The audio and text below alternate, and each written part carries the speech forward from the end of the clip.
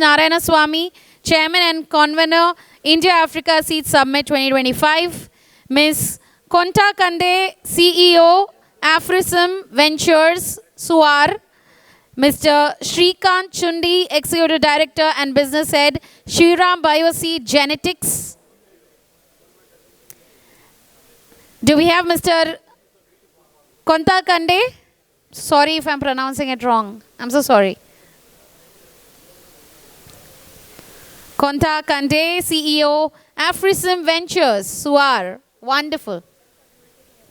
How do you Konta? Konta. Wow. Fantastic.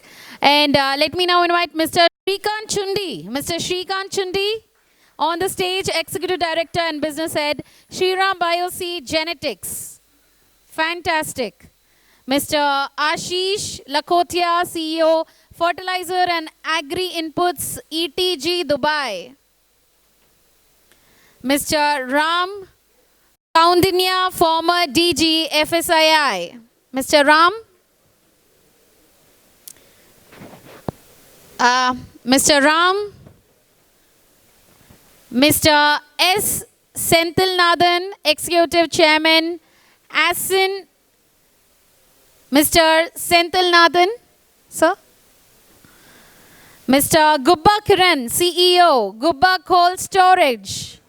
Mr. Gubba Kiran, CEO, Gubba Cold Storage.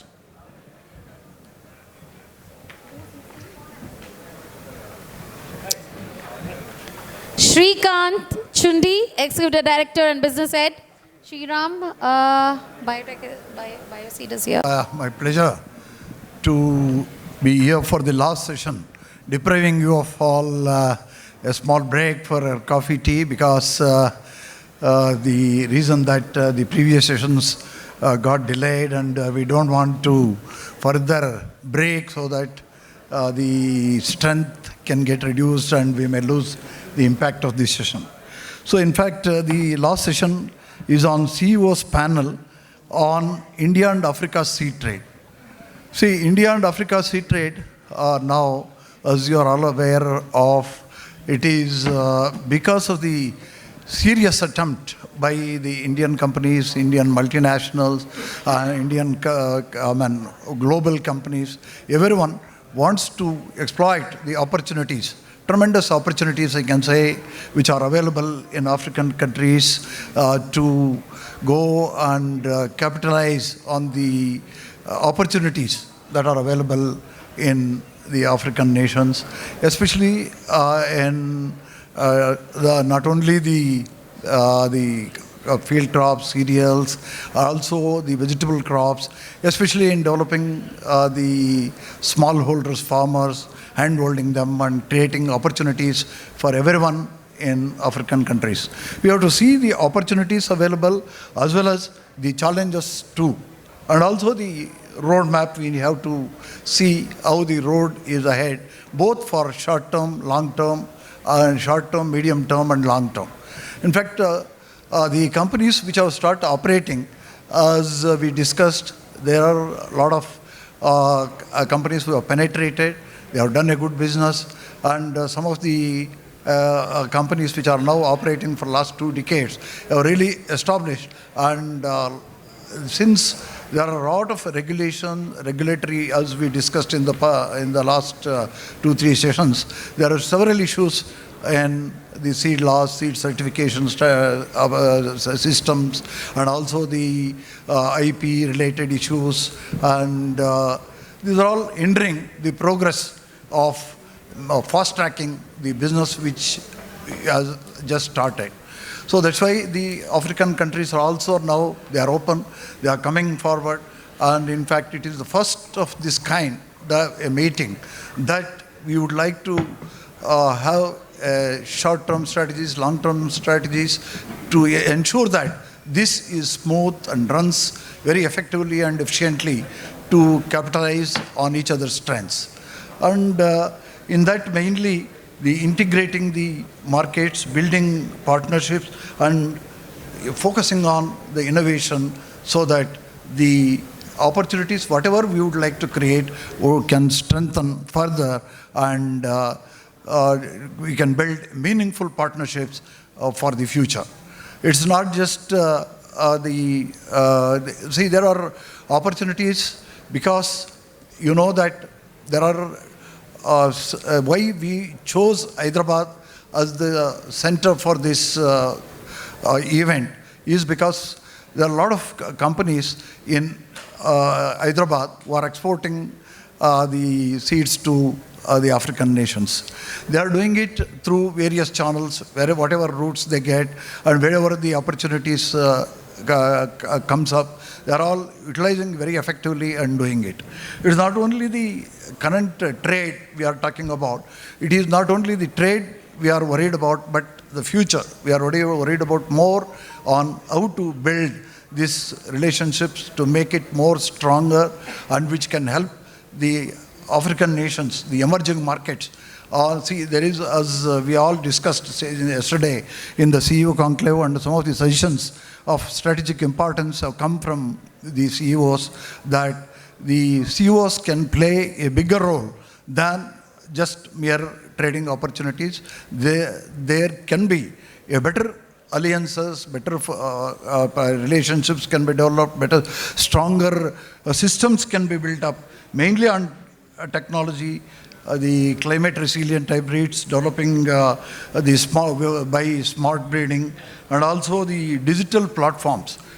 And also the main key challenges for all the companies which are working here are the multinationals which are operating now. Few of them have already made inroads, and they are focusing mainly on smallholder farmers in some of the African countries, like East West had made a big impact, and they are actually penetrated across Africa in helping the smallholder farmers to a greater extent by various schemes they have evolved to protect their requirements and to give them the ensure that they get enough credit facilities, affordability, etc., etc.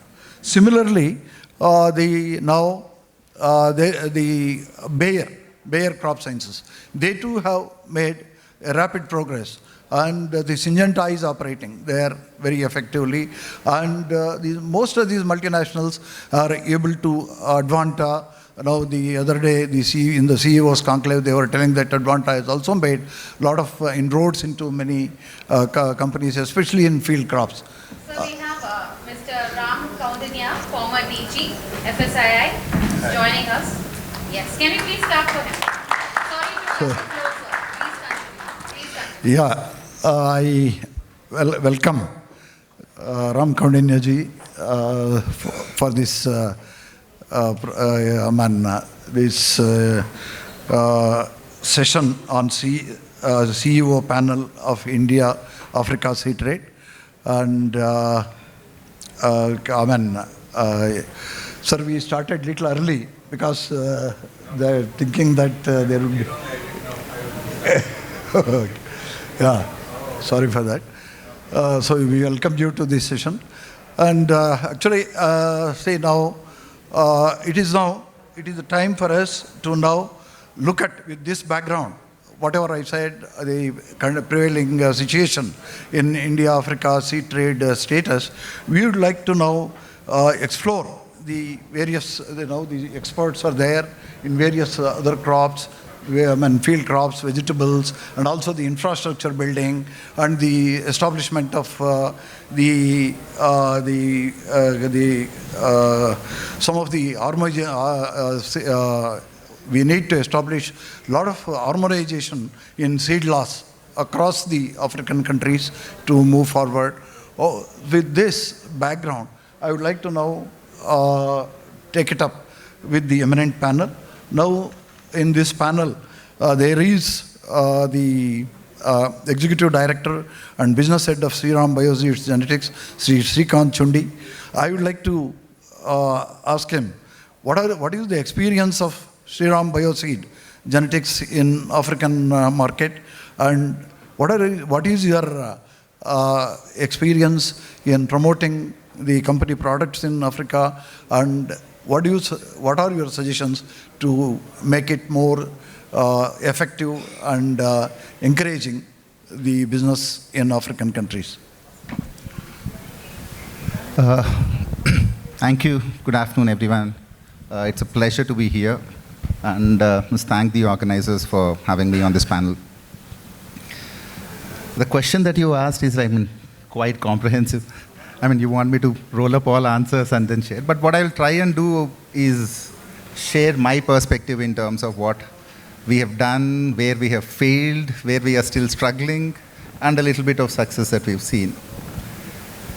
So for us, our journey into the African continent began about 5 years back. And the first mistake that we did was, and somewhere, we should also change the name of the summit somewhere. So Africa, in India, we struggle with 30-odd states in terms of regulations and stuff. We talk of diversity in terms of languages, food habits, culture and stuff. And here we are talking of a much larger geography, 54 countries, different geographies, different cultures. But invariably, when we approach, we typically look at, I want to do business in Africa. Africa is not one single geography, one single nation. So the biggest challenge that we faced, and when I speak to other industry colleagues, at least from the Indian subcontinent, that's the biggest challenge that we have, that we don't understand the geography. And I think there are not enough forums available where people from across various African countries and Indian stakeholders can come together, can understand what are the expectations, what are the challenges, and how do we move forward. That was the first thing. It took us about a couple of years to understand what this is. I'll also tell you something very funny. I was sharing with a couple of colleagues yesterday as well. So typically, like most Indian, not most Indian, typically, I'm a seed producer, I want to sell, and I'm looking at markets. So we contacted people across various countries, and invariably everybody said, okay, no, this is something which will work, this will work here, vegetables has no registration, send us samples. We sent samples to 15, 16 countries. And I'm still waiting 4 years, I have no idea where those samples have gone. No idea at all. It's like, so when we started, we just thought, I have seeds and I have a right to sell, but I have no context, no understanding of what is required. So it took us these initial issues. Then what we realized is that it is far more important for us to look at individual countries and maybe within countries, specific geographies within those countries, for us to be able to make any sense of what is it that, how a partnership or a collaboration can actually be built. Again, our initial assumptions in terms of what will work, vegetables did not work. It works for somebody, did not work for us. Maize, cotton, but effectively what is working for us has come from a very clear indication, a very clear requirement when we got down onto the ground and understood what is required in that specific geography or a country. So for me, that has been the biggest issue, that we need to spend time, we need to be able to look at the right partnerships and at an extremely niche market levels to be able to clearly articulate and clearly define what is it that we are going to do and how is it that we are going to build that partnership. There are multiple challenges which we can keep on talking about. Now, these challenges are not unique to the African continent. They are also there in India. We have issues in terms of harmonization of laws. We have issues in terms of infrastructure of various magnitude. We also struggle with infrastructure here. There are probably of a slightly higher magnitude, but there are issues in terms of the quality assessment infrastructure. There is possibility in terms of smoothening of import laws and stuff. So all these challenges definitely exist.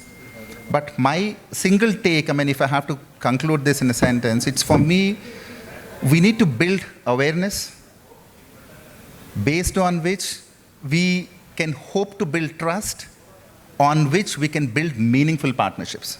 And these partnerships, in my opinion, will be extremely geography-centered. They will not be applicable for the entire continent. We will have to look at those smaller, whether it is regional geographies in terms of, let's say, ECOWAS regions or the entire South African nations, or it could be individual countries as well. Thank you.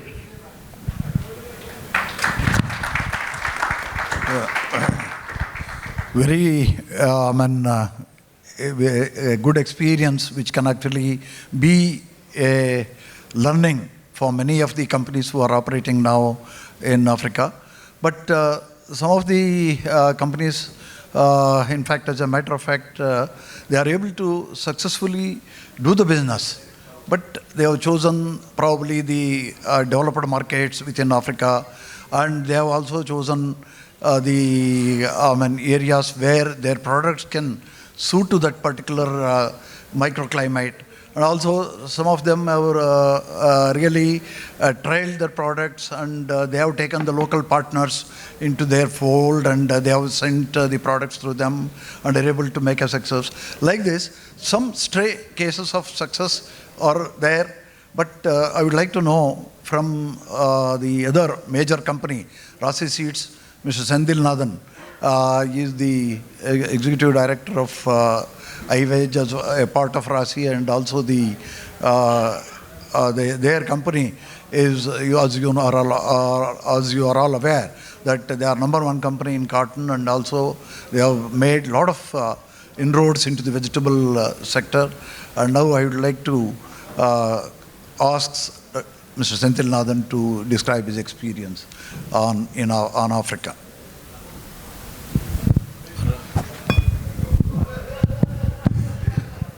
Thank you, Dr. Narayanasamy, and thank you for inviting me to be the panel member here.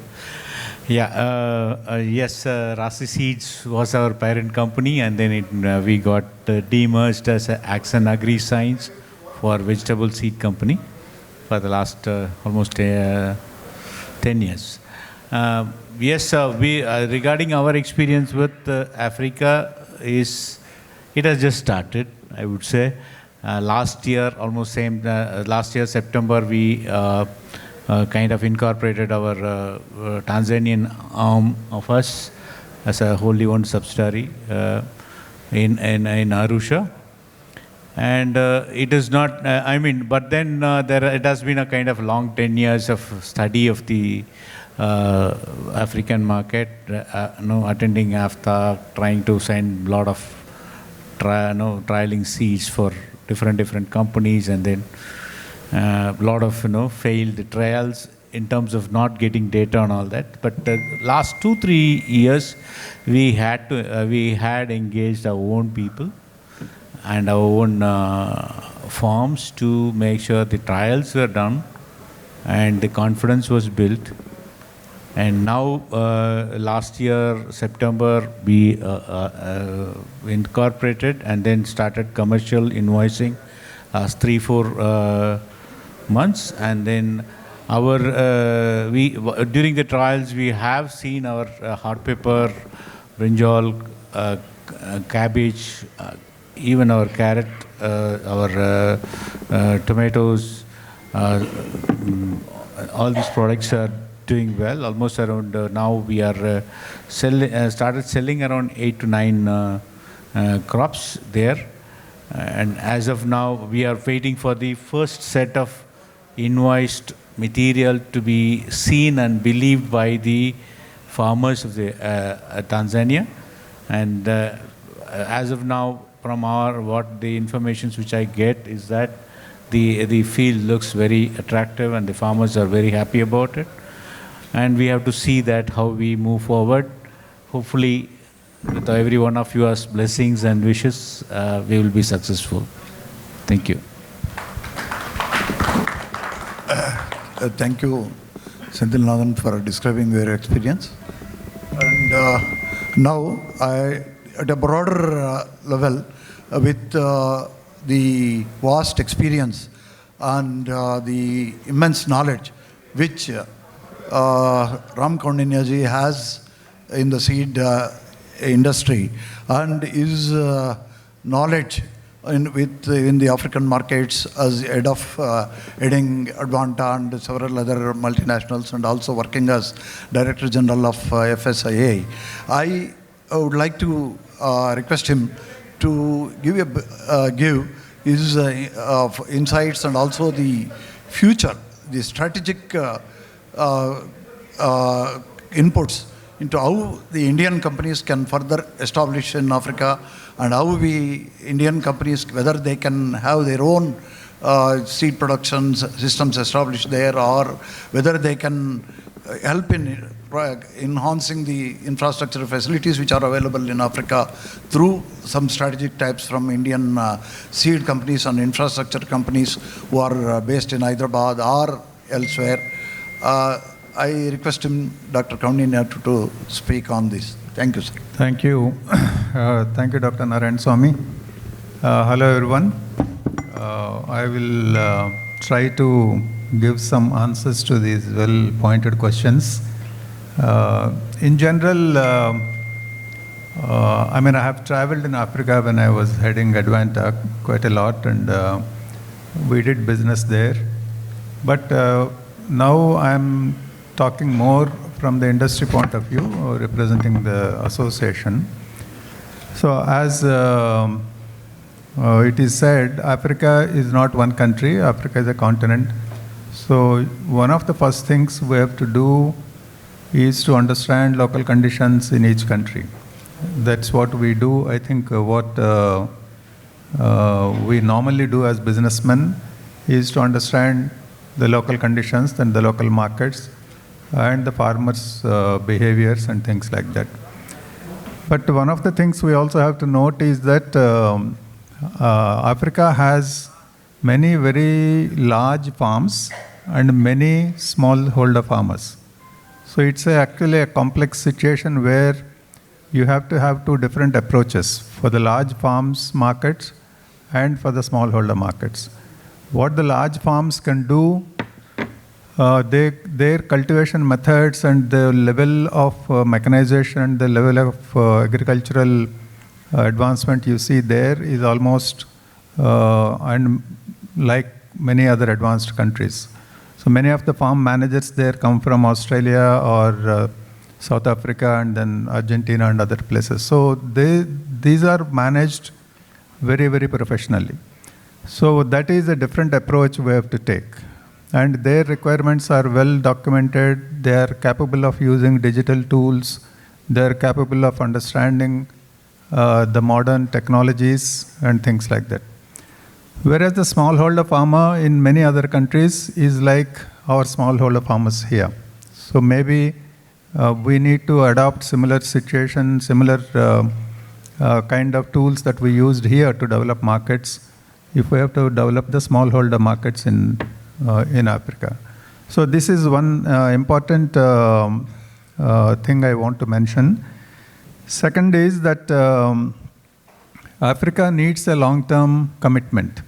You cannot go to Africa and expect results within 2-3 years. Nothing will happen in 2-3 years. In fact, nothing may happen even in 5-6 years. So you have to actually have a long-term vision, deep pockets, because otherwise if you just decide to discontinue the journey after a few years, you will lose a lot of money.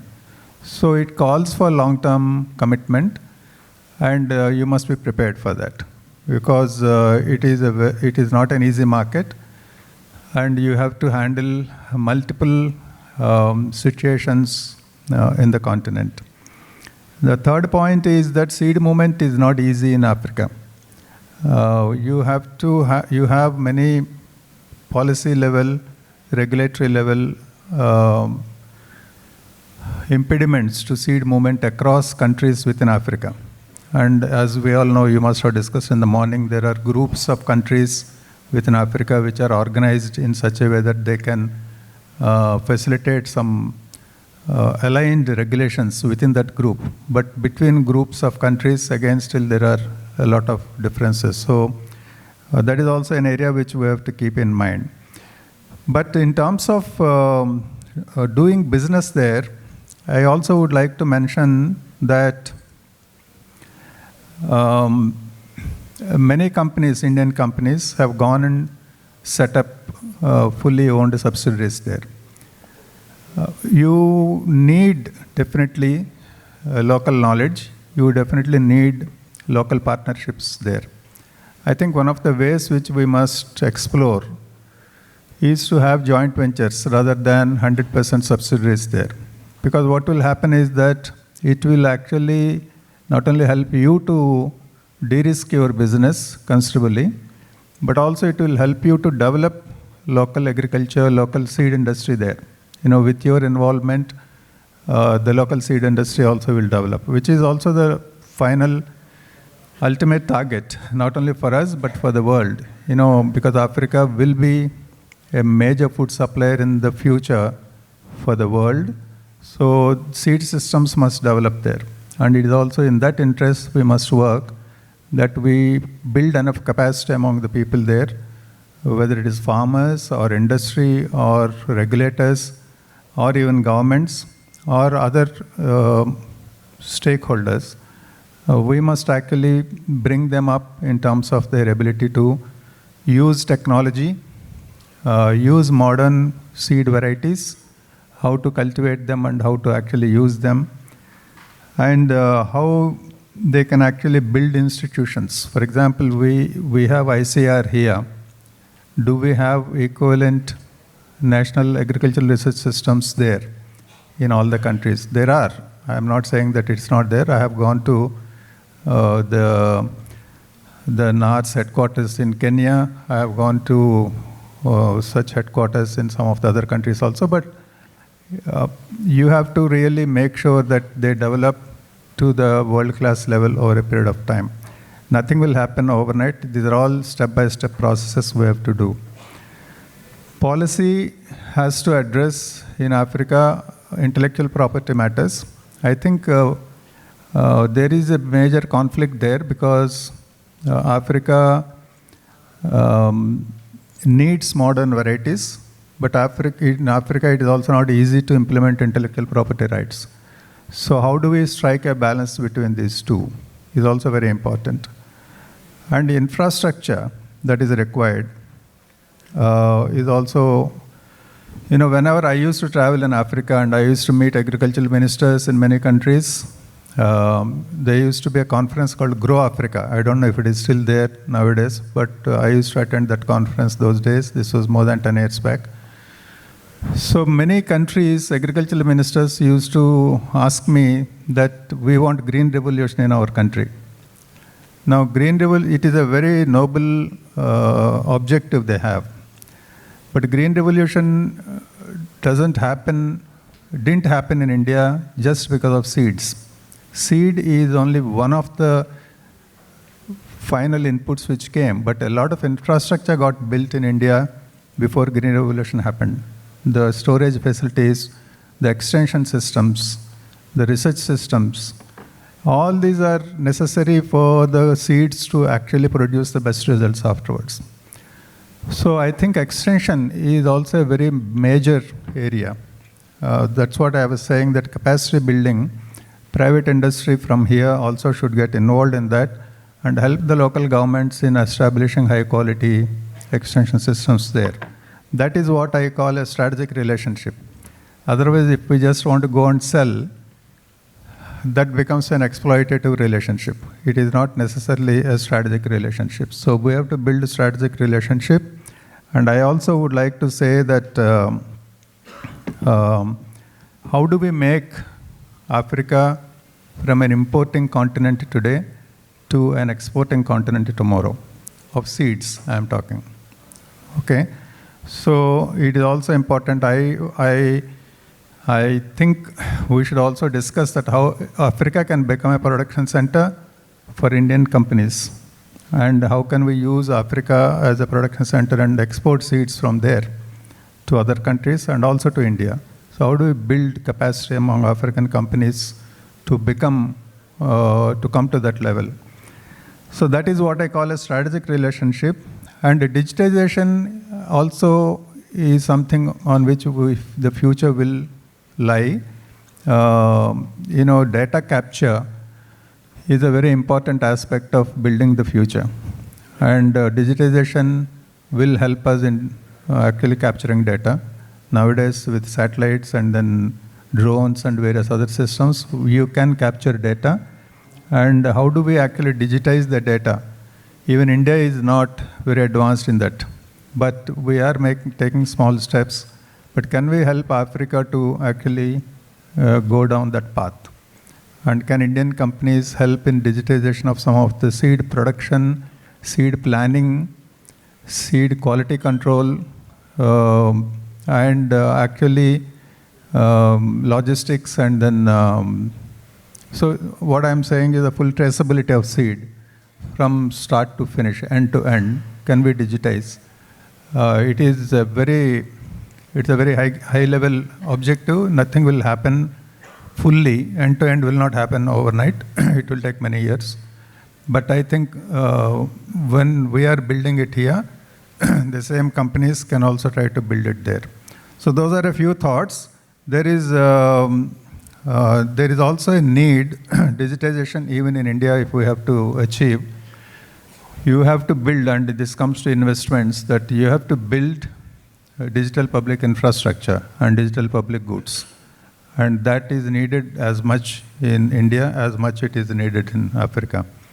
So I think a lot of investment has to go into creating the infrastructure for green revolution to happen there, for setting up the digital public infrastructure, and for setting up extension systems, seed processing. You know, I was discussing with Dr. Pathak yesterday. I don't know, did he come today? ICRISAT DG? He is coming tomorrow. So I was talking to him the other day that you need multiple things. You know, you need some critical mass to set up production systems, either field production or processing. And it is not wise to have a fragmented approach that in every country you produce and in every country you will do processing. So in such a situation, how do you make sure that the countries are okay with that? Many times when I used to go there, many countries were not okay with that. They wanted everything in their own country because they didn't want to depend on political differences to actually stop seed supplies. So I think there are many areas where trust has to be built, not only between India and African countries, but also among African countries on that. So it's a very tough task for us to attempt that, but I think between India and our customers there, we have to build a lot of trust. So those are a few thoughts from my side, from a strategic future point of view. Otherwise, you know, on paper, on an Excel sheet, it's a great market because there is so much area and so many crops which can be grown there. But to convert it into a business opportunity, it is a hard work. And you have to really do that hard work to make it happen. Thank you.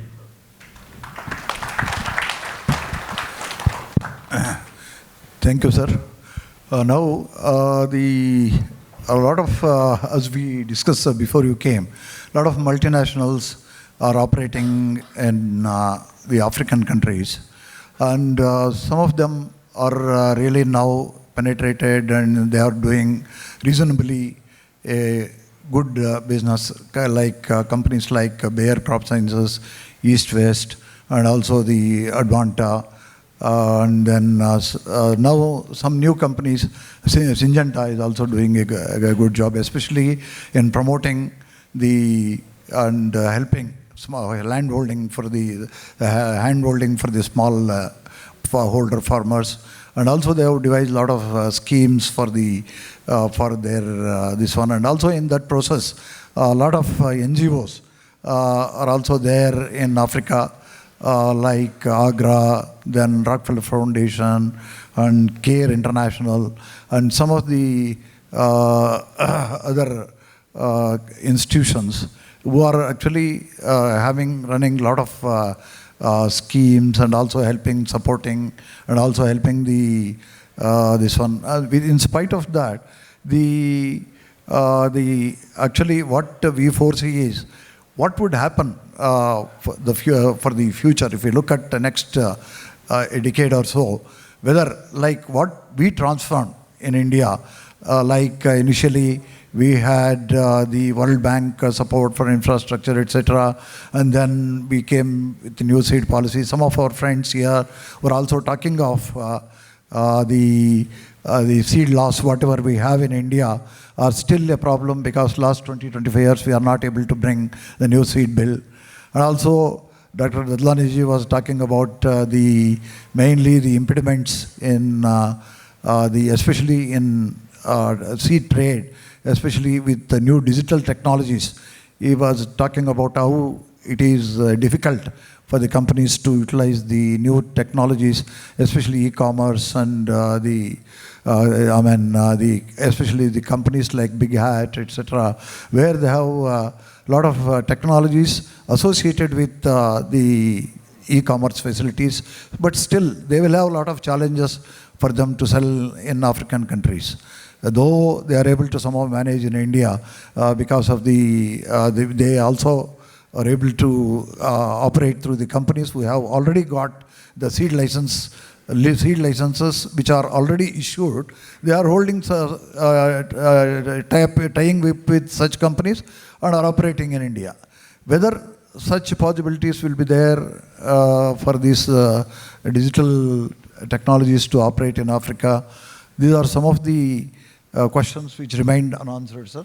I would like to have your views on that.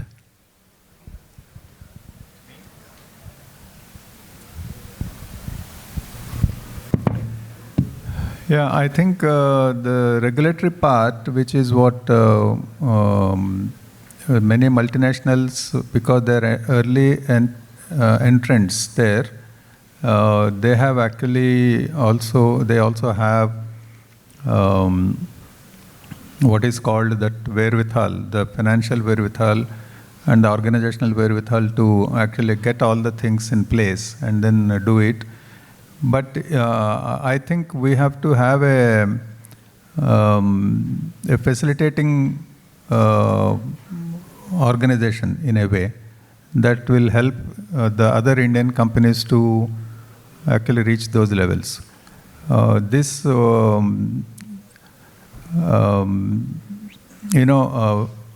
used to be on the what is called expert review committee of a not-for-profit called Access to Seeds Index. Access to Seeds Index was operating out of Amsterdam, and we did a study of different seed companies all over the world who were doing enough for the smallholder farmers and the poor farmers.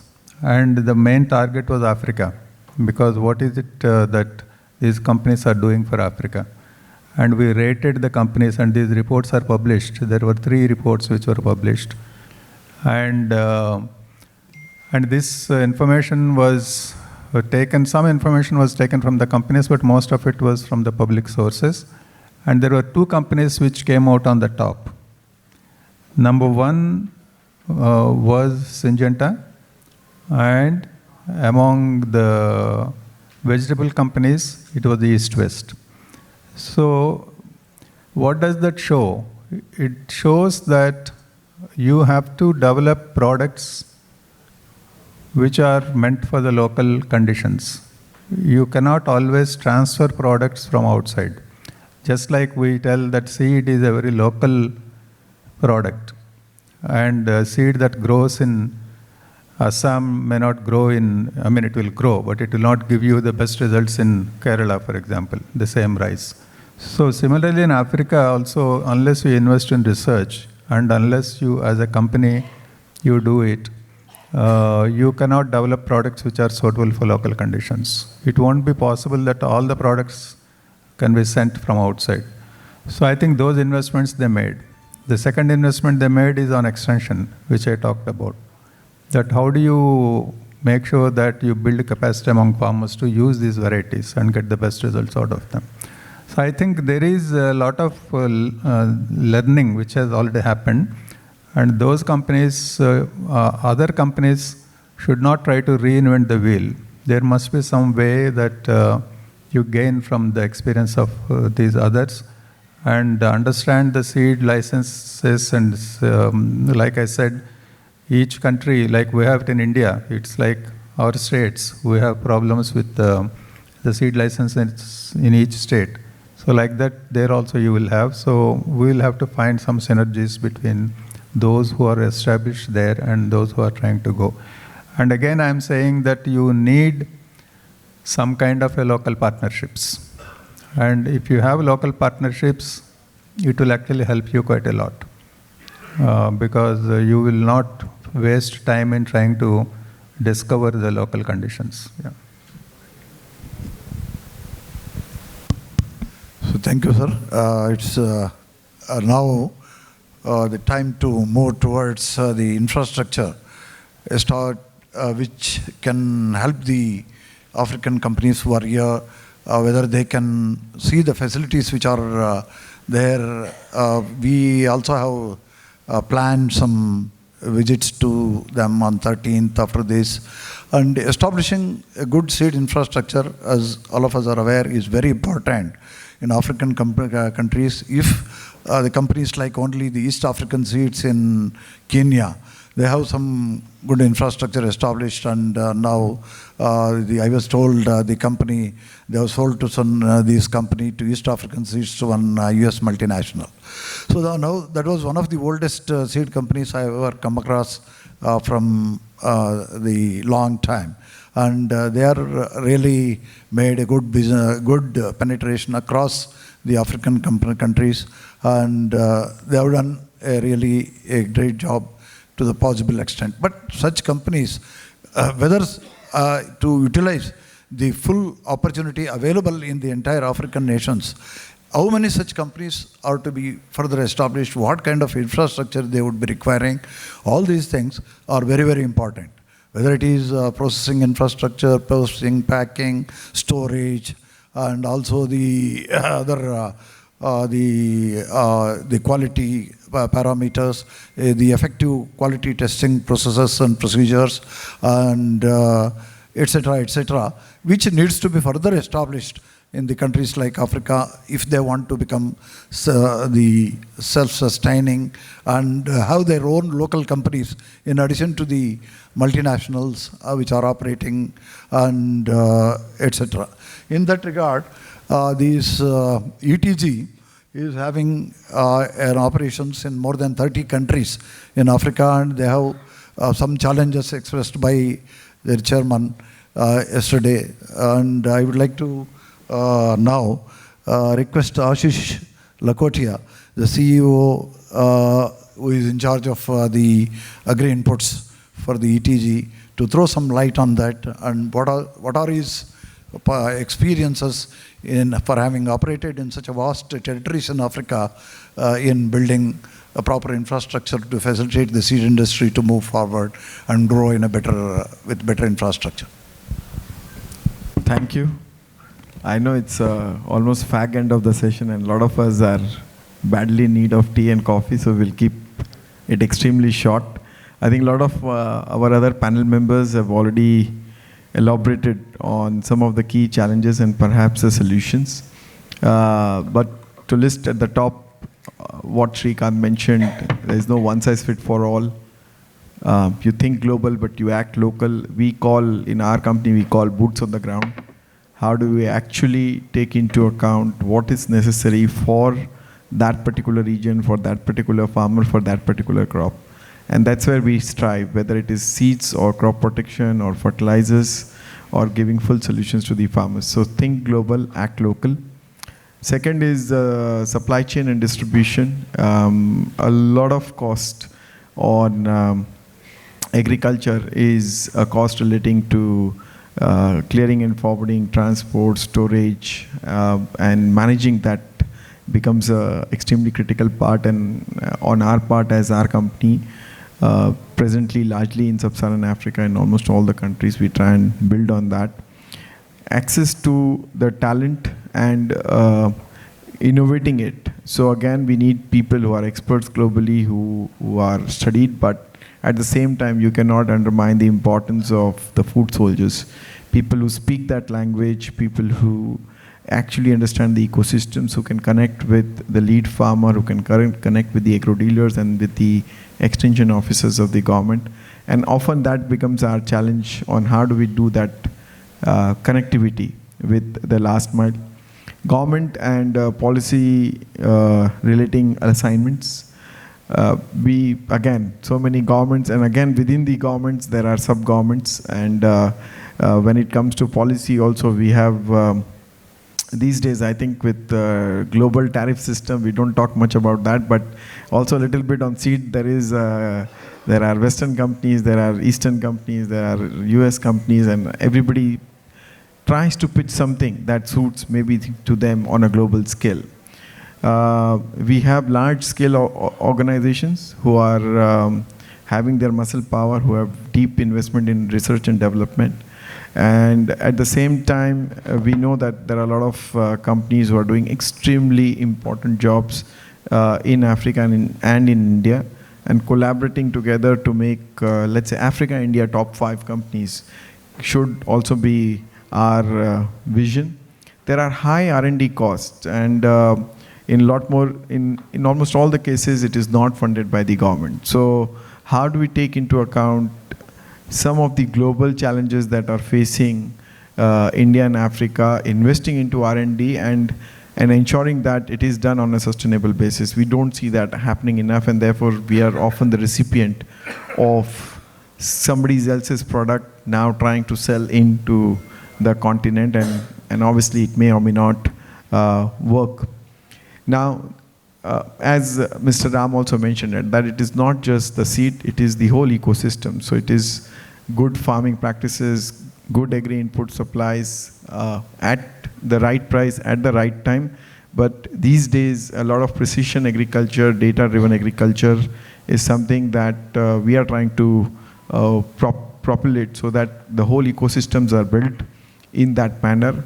And the importance of tying up with companies who have rich experience of Africa, companies who have been there, companies who will not run away, who have got not 2, 3, 5, 7 years, but 100 years horizon, are the right partnerships that I would recommend that somebody has to build, so that you grow with the continent, you grow with the systems, you grow with the people, you invest in transferring the knowledge both sides, and you are part of the overall integrated supply chain of not just the seed business, but the entire agriculture ecosystem.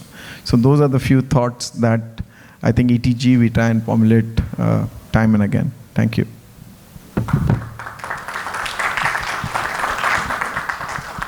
Thank you very much. It's indeed an excellent description of what is the current prevailing situation and how we can definitely move forward by the refining some of our activities there, and it's again giving an insights into the people who are really planning to enter into the African countries.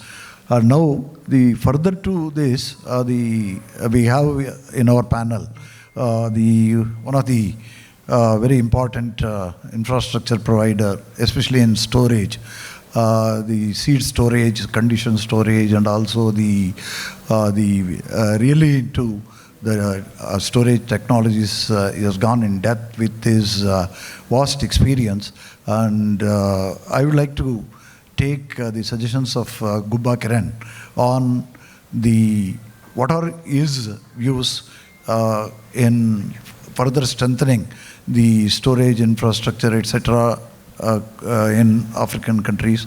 How important the storage infrastructure is for a country like Africa, where the lot of opportunities are evolving in the seed sector, as there is a tremendous opportunities. Emerging markets are there in that country.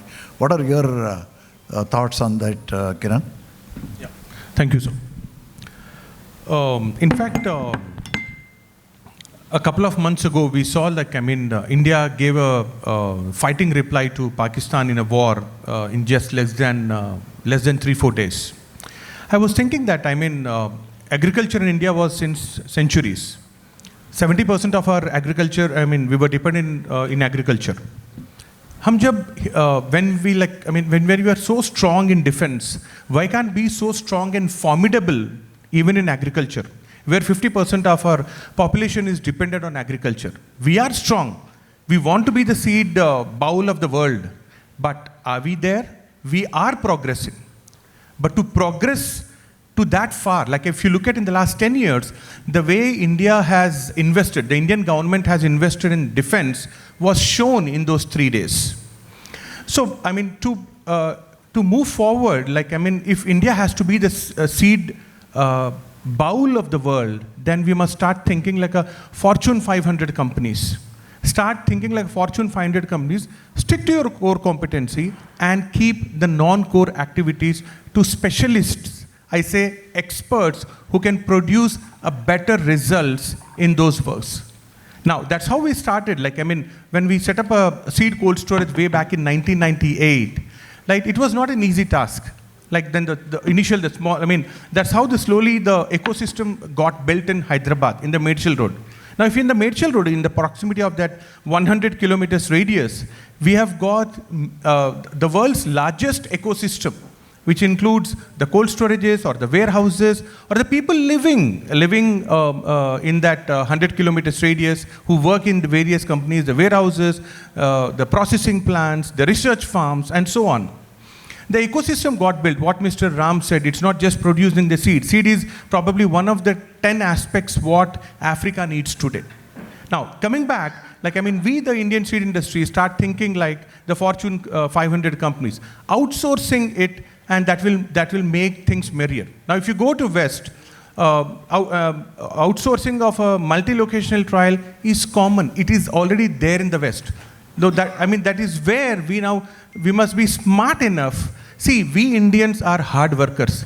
अगर हम 9 बजे की दुकान बंद कर देते हैं, अगर कोई गिराक आया, हम 10 बजे तक भी खुलने के लिए तैयार हैं. See, we are hard workers because we are taught by our generations, by our fathers, grandfathers, कि मेहनत करना. And हम करते हैं. Now, we must now start adding smart work to that hard work. Let's start building our core competency. Produce the best seed.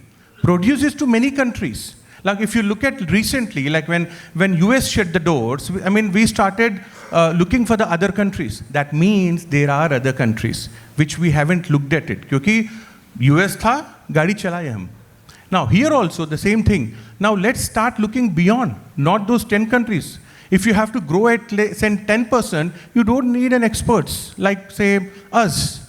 If you have to grow at 20, 30%, grow to the unknown countries, unknown states, then you have to start outsourcing. Outsourcing your multi-locational trials, outsourcing your lab facilities, outsourcing your germplasm storage for the, I mean, today, I mean, how many germplasms we have in India? We have probably 1,000 companies in India. But how many of the 1,000 companies store their germplasm for the next generation? Very few, handful. Trust me, I'm saying less than 10% of it. So the germplasm, what over a period of time is getting deteriorated. If you keep multiplying, I mean, after the first and then the 10th year, it's different. Versus if you store it in a -20-degree germplasm cold storage facility, the germplasm is there for the next 40 years, spick and span the way it was there today. So time has come for us to think like the smart thinking. I mean, SME, for example, we have a lot of SME in seed sector also. Probably one of the world's biggest SME sector we have in the Indian seed industry. Now, many companies in India whom I speak, we interact with probably 1,000 companies. Many companies still don't know what is a genetic diversity, how it will add value to their research. What is a molecular grow-out test? Many companies in India don't know. तो वो मुझे, I mean, कटकता है. See, give them that research. They already are intelligent. Give them that research. They are strong in numbers. Push them. Time has come for leveraging your strengths. And this is what I wanted to talk, because actually I think we are running short of time. Start thinking smart. Keep 10 things. Don't keep 50 things. Keep 10 things into your head and focus on 10 things and cause more value. Outsource the rest 40%. If you have to, like, I mean, set up a cold storage facility, not just because I'm selling a cold storage facility. See, people keep telling to me in my last 30 years of experience, do you want to set up a cold seed company one day? I said, no, sorry guys, I want you to do that hard work, right? I want to do that smart work. I mean, jokes apart. So, I mean, what I say to myself is, we should go 1 inch forward and go 1 mile deep. Get your expertise there. If a seed company wants to set up a cold storage facility, it might say 10 crores. But an expert like, say, we or any other, we may set up in, say, 8 crores. So then where is the value addition? We're bringing the lean thinking, lean management thinking, even to run the best of the cold storage facility. But you don't have time to bring a lean management thinking to run a cold storage facility. You can't bring softwares to run your multi-locational trials. You don't bring software, the best of the softwares, to run your biotechnology labs. So time has come to outsource and grow faster. And India is capable of. India has got the good climate. India has got, see, today we are giving, we are giving already jittery, moments to America.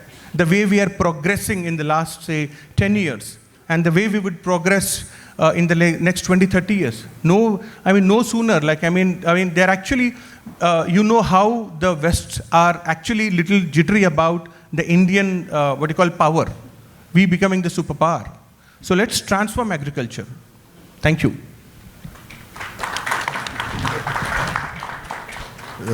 Thank you, Kiran. You gave an excellent account of what is needed for the current situation. Now, I would like to request Ms. Konta Kande, CEO of Resign Ventures. I would like to ask her some questions pertaining to the African countries. What kind of, now we discussed about the infrastructure projects and also how to improve the conditions of the smallholder farmers, etc., etc. What are your views, madam, on this, and what about the microfinance, etc.? What kind of roles this funding can play in the lives of African farmers and also the big, small, upcoming seed companies and seed industry? What are your views, please? Thank you. Good afternoon, everyone. My name is Konta Kande. I'm a French speaker, so I'm just going to try speaking in English. Bear with me. So thank you for the question. So my answer would be for the small farmers, having this accompagnement from microfinances will be very helpful for their development, as we all know that those are people that sometimes need help to manage money, and it will actually help them develop their own agriculture and their own farms and stuff, and it will be very important for them to be accompanied by organizations like governments and private sectors to develop. Yes. Excellent. And in fact, I wanted to know how important the credit facilities, etc., to the farmers, and whether the sufficient the finances which are required for doing the agriculture, and also the seed farmers, if they are doing any seed production, etc. Whether you think the right finances are available in the African continent, or you think that some more funding is required? It is required. Yes, it is required. It is required. Well, our governments actually try to help those small farmers to develop their activities, but the truth is it's not enough.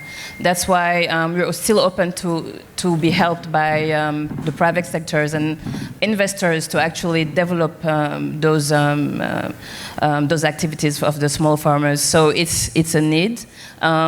Truth is, for Africa to actually develop, we have to go through helping those people to actually develop their own activities, and I think it's something that's still in need to be done. Yes. Thank you. Now, in fact, if any questions before we conclude, the overall, after hearing to the panelists, and if you think that there are some questions which you need to get answers, I request the audience before we conclude. If any questions are there, it's welcome. Our panelists will answer if you have any queries or questions. Thank you. Wow, I must say, such a powerful, esteemed panelists that we have from the leadership position. That was a very great, thoughtful, insightful conversation, the panel discussion. So anybody, any questions? Yes?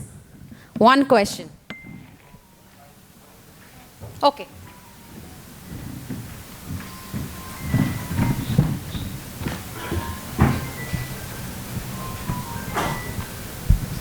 Thank you for all the presentation. I'm like my sister. I'm a French speaker, but I will try in English. In fact, since I'm here, some panelists spoke about Africa like many countries. And today we are in India and Africa summit. Now, as in India, you have many policy in different states. Like many policy, like we can see many policy in Africa. How the government of India think to harmonize all those policies to facilitate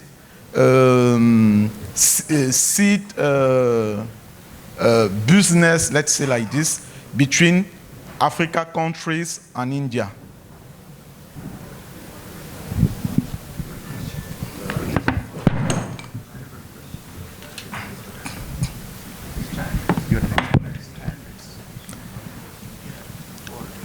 You know, Indian states are like African countries. So there are different, in India, agriculture is a state subject. So each state has a certain level of independence to do what it likes in terms of the policy.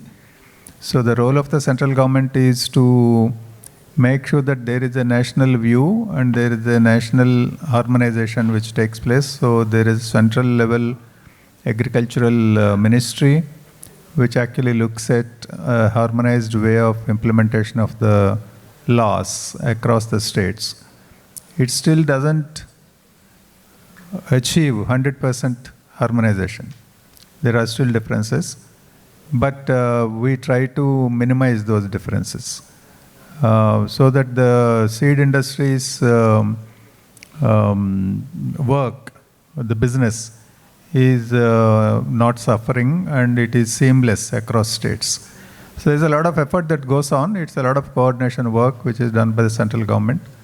But I think in Africa, I don't know whether who will do that work across the states, I mean across the countries. I know that you have those groups of countries. Within the groups, there could be some harmonization. But across the groups, I don't know which organization will do that. I mean, you have to tell us that if there is someone doing it there, but here the central government plays that role. And as I said, it is still not 100% foolproof. There are differences in which the same act, the same seed act is implemented in different states. So there will be minor differences. So you will never achieve 100% alignment. Thank you very much, sir. Thank you. It's not a question.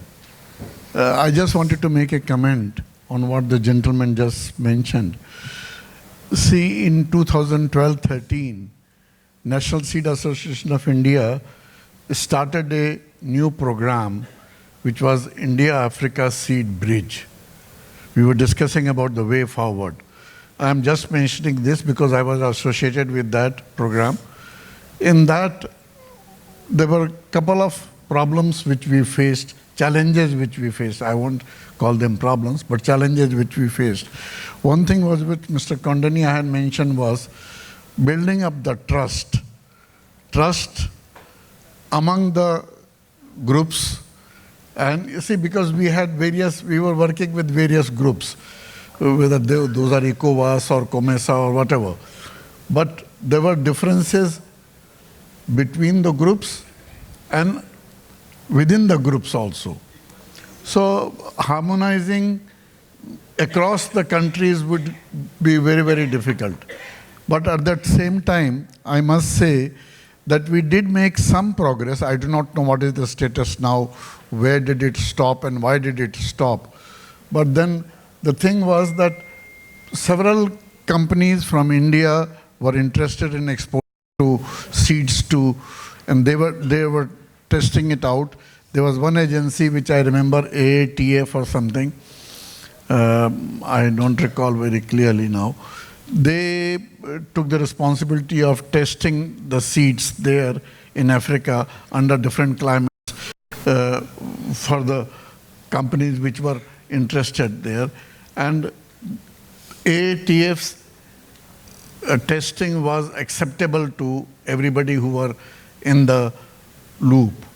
So I think an effort was made earlier. So some kind of a system could be developed.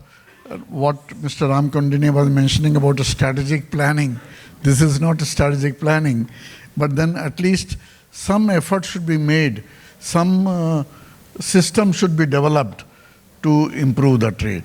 I only wanted to say that. Thank you, sir. Thank you very much. We have Dr. Keshavlu before us here, who is the chairman of ISTA, the International Seed Testing Agencies, to whom I made a request earlier to harmonize the standards, see, for all those seeds. Well, he could be the better guide. Anyway, he has raised his hand. I hope he would be giving you the better things than my talking further. Thank you. We have ISTA lab also here. Wonderful. Thank you, sir. Yeah, thank you, sir. So thanks for the opportunity. I think I would like to just give you a supplement for his question. So when we talk about the seed laws or the regulatory system, take in the African region or India, so take what are the domains are needed or required for the harmonization. Do you think that it is a harmonization is 100% is needed? I don't think the 100% harmonization is required. The degree of harmonization differs from one domain to other, like from one country to other. So some exceptions are always there, either of the regions or countries or wherever, including within the COMESA countries or within the SADC countries, even we could see that. So here, the domains, the important domains, one is the most varietal release system, notification system, the seed certification and testing system, and also the phytosanitary. When you look these three domains, so between the Africa and then India, more or less similar. Only we have to just learn the things, and then what is the required? For example, for the varietal development, release and notification in some of the countries or most of the countries in Africa, requirement is dust testing or the VCU testing or performance testing or national coordinated trials. We do have it here in India as well. So you can just, and then minimum is the 2 years of performance trials if you want to get your material or if you want to export the seeds from Africa to India and vice versa. So then coming to the certification system. So certification is, OECD seed certification system works very well. So among out of the 54 countries, so 12 countries are members of the OECD seed certification. Of course, India is also a member of OECD country. You can export the seeds. You can export or import from here and there. And then it is possible. Then coming to the phytosanitary, I don't think so there is a difference or depends on the import country, the phytosanitary. So there are little changes, not the major changes among all the countries if you want to export the seeds elsewhere. Thank you. Thanks, sir. Thank you so much, sir. Thank you very much. Okay. Sorry for coming back. When we started to organize African participation to that summit, some of the companies in Africa came to us and said, you know why? We have tried to export seed from Africa to India, but it was impossible because of phytosanitary regulation, and India want to sign bilateral agreement with each African countries to be able to export. I'm not sure if that is true, but that is the information we received from some of our members. And the issue is, yes, we can receive seed from India, but in the same time, we want also to export seed. I think the gentleman who started talking work with the company which produce in Africa, package in France or in Europe, and try to sell in India, but they couldn't do it because the origin from Africa has been rejected, has been banned. That was the word they say to India. And they want to bring this discussion on the table to receive more information, and if there is any rooms to negotiate within the regional bloc or at the continental level, instead of having bilateral agreements with India in each 54 countries in Africa. That's the point I want to mention. Thank you. In fact, that's surprising because we produce a lot of seeds in South Africa and then we are importing. So, I don't know.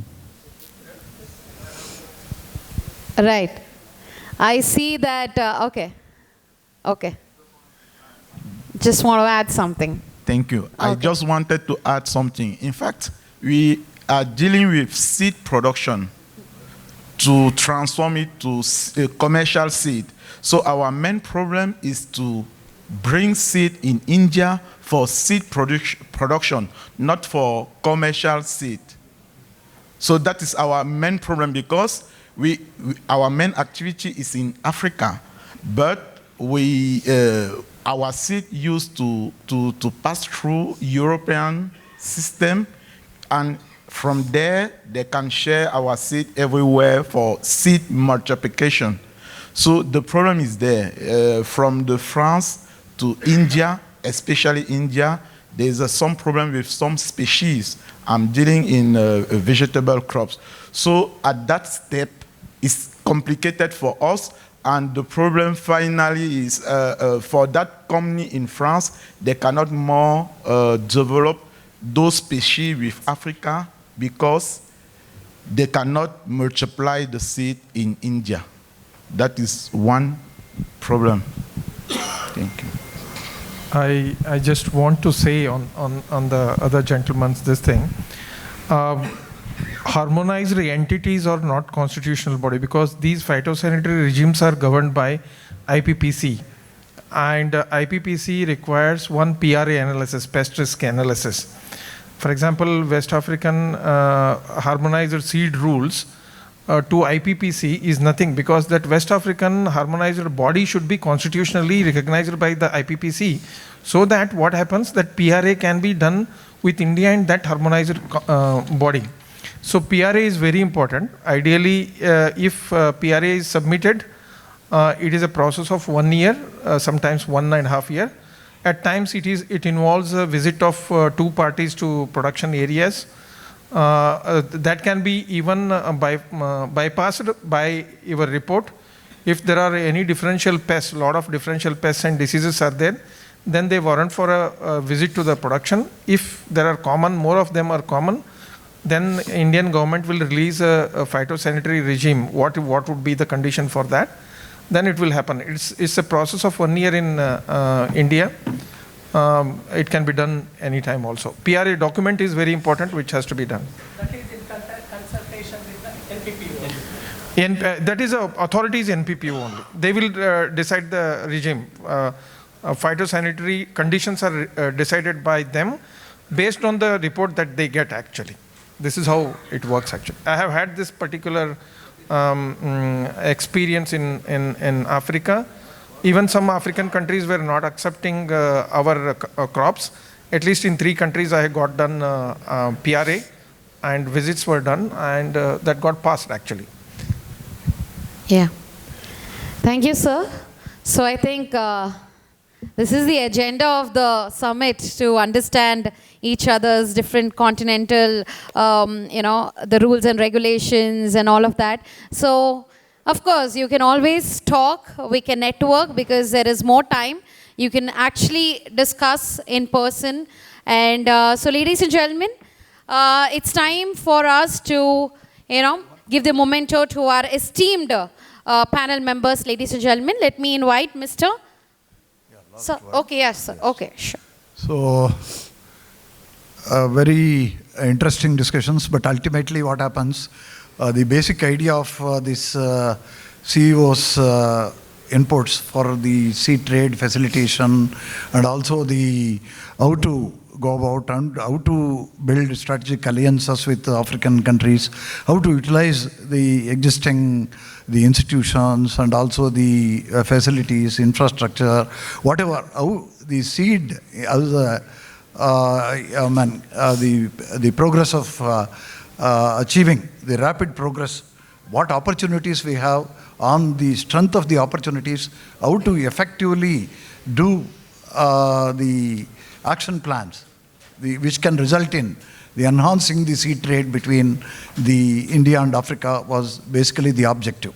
In fact, I got very, very good inputs from Kaundinya sir and also the other panelists and also the ETG group and also all other panelists. They have given an excellent ideas on this, but ultimately the objective is to come out of all the challenges and to build a roadmap for both the nations, both the continents, on how to move forward and how to make the whatever the effective steps we would like to take with the help of the African Seed Trade Association and all the ambassadors, the leaders, most of the African seed company, we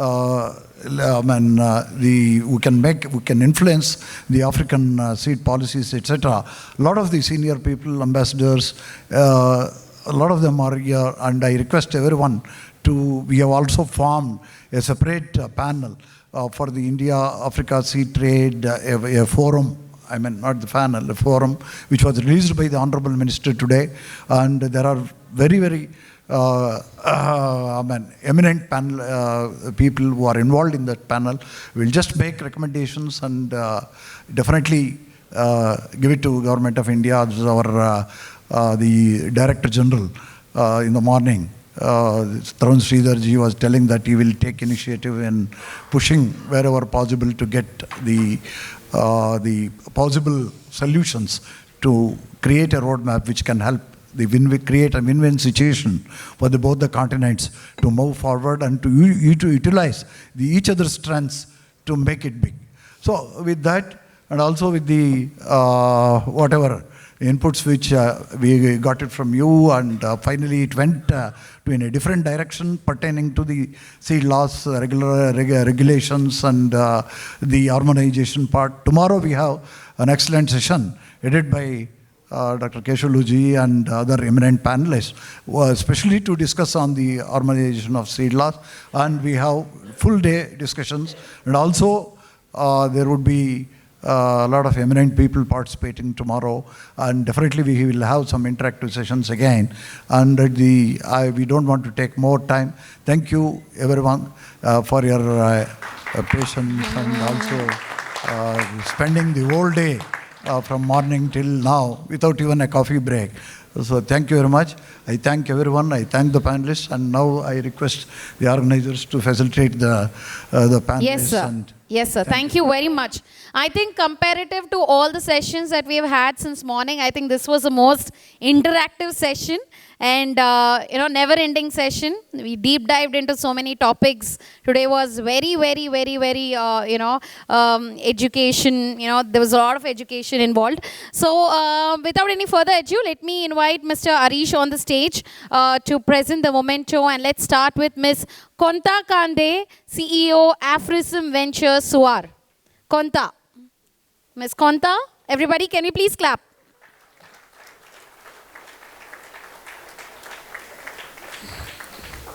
Fantastic. Mr.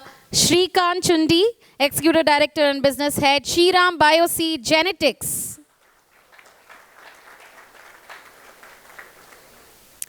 Mr. Ashish Lakotia, CEO, Fertilizer and Agri Inputs, ETG, Dubai.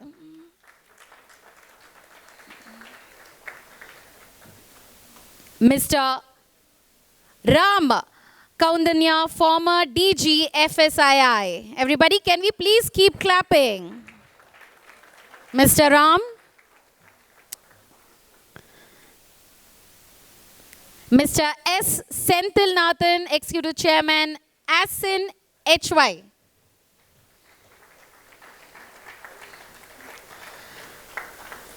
Mr.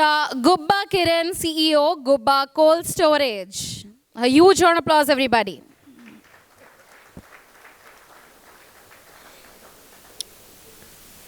I request the delegates to join for a group picture.